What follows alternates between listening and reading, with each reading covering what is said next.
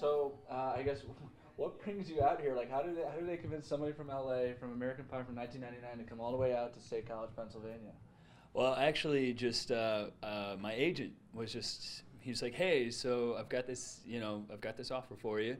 They're asking for you to come out and throw out a pitch and get to do a meet and greet, sign some pictures, and just hang out with some people." And I'd never done anything like this, and so I was like, you know what, that sounds like a lot of fun, other than the throwing out the pitch part, which sounded terrifying.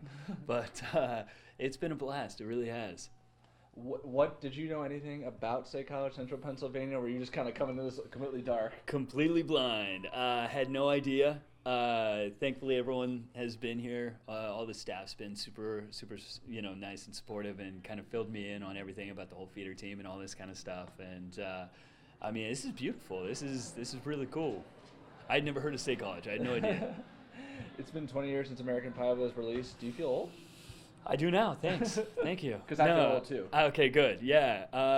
Yeah. That's the kind of, I don't know if you call it a downside, but about being in a movie that people just keep watching, is that I have kids come up to me and ask for my autograph, and they were like, "Yeah, I wasn't born when it came out."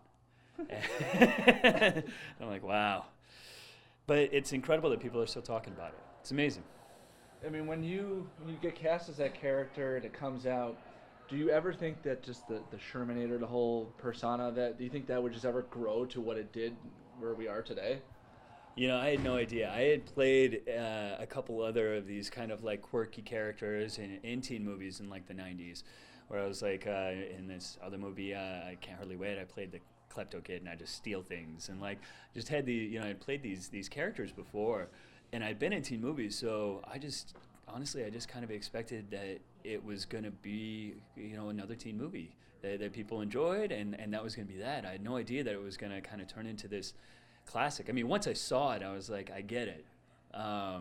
They were really good with kind of pushing the boundaries, at least for the time, as well as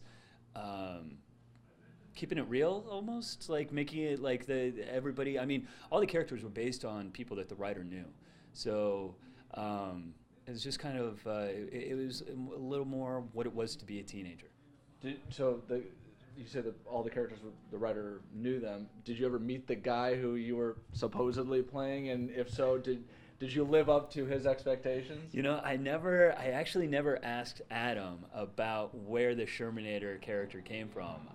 So that one, I don't even know if there is a real Sherminator out there. I hope there is, because that makes the world that much brighter of a place to me. But no, I never got to actually meet Chuck Sherman if there was a real one. Do you have any connections with the game of baseball? Play growing up, favorite team and whatnot, or just, like you said, your agent called you up like, might as well give it a shot. Yeah, I used to go to Dodger games when I was a kid. Been to quite a few of them, as well as I think I played for a couple years in like the 3rd and 4th grade. But my acting career started when I was 10 years old, and once you're kind of in that world, if you're lucky enough to work, it kind of takes over. Like, funny enough, I never went to normal high school. I had to actually independent study all through high school, just because of going to movie sets and just always just going all over the country and working. Now, you played one of my favorite movies that people don't really know about you is October Sky. I love that movie and whatnot. And you worked with a very, very young Jake Gyllenhaal. Did you kind of, when you're going through that, you're filming that and whatnot, do you realize that this guy has a potential to be something special? Yeah, I mean, the whole cast on that movie was really fantastic, and it was a movie that I'm really, really proud to be a part of. Like, American Pie, it's awesome. It's incredible to be a part of something that's turned into this like classic, but October Sky will always be a movie that I'm just proud to be a part of. And yeah, I mean, it was obvious with Jake. You just watch him in the film, and he had that thing that it takes to be a leading man. The only reason I enjoyed physics class in high school was that movie, because we got to watch it, and I actually somewhat learned stuff that we were learning, but I never got it from what my teacher was saying. But I mean, did you have to kind of learn it, or did they kind of give you the script, be like, all right, this is what you do, or did you know? Because you kind of play the nerdy kid and whatnot who knows everything. But did you know a good amount about physics before that movie? No, that was all acting. That was all acting. Thankfully, I had very, very smart people on set to explain to me what exactly it was that I was saying. But no, that definitely, that was all in the writing, and I was just trying my best to make it seem like I knew what I was talking about. It's funny you say that, though, because the amount of people I meet now that tell me, they're like, hey, October Sky was a great movie. My teacher made me watch it. And so thank you to all the teachers who keep making people watch October Sky, because I think it is a great movie, and I think it's got a great message.